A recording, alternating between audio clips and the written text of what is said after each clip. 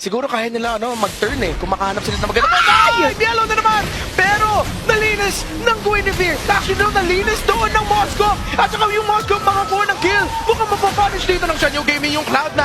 Sinusubukan nila tapusin dito yung laban. At teamfight, yung menu wave sa taas. Pero yung Cloud9, kumakapit pa rin. Lumalaban pa rin. Shanyo Gaming makakuha ka ba ng isang kill? Napitas nila si Mobile Zane. 2 for none. Pero yung Cloud9, kaya ba nila makahanap pa ng isa? Yung Roger, tinitignan yung gitna pero nandun yung Gord. So hindi siya makakapag-split. Sasalubugin! Okay. Oh, basic.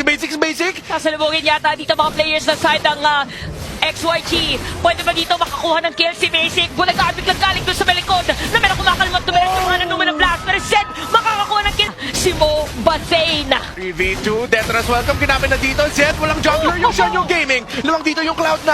Andito na rin si Mobile Zane. Sino makakuha ng lore dahil walang taga-retry? Si Mobile Zane nga. XYG. Akala nila na maganda na yung panahon para sa kanila. Pero sila yung mahuli. Numenon Blast plus the Minoan Fury na nanggaling kay Mark Cutie. Pero yung Mystic Gush. Pero si Basic, grabe! Yung Lycan Pounce na lock-in na talaga ni Kiel at kay Kiel. Diretso na yung nangayatan nila dito. Ginamit na yung Winter Crown and that's it.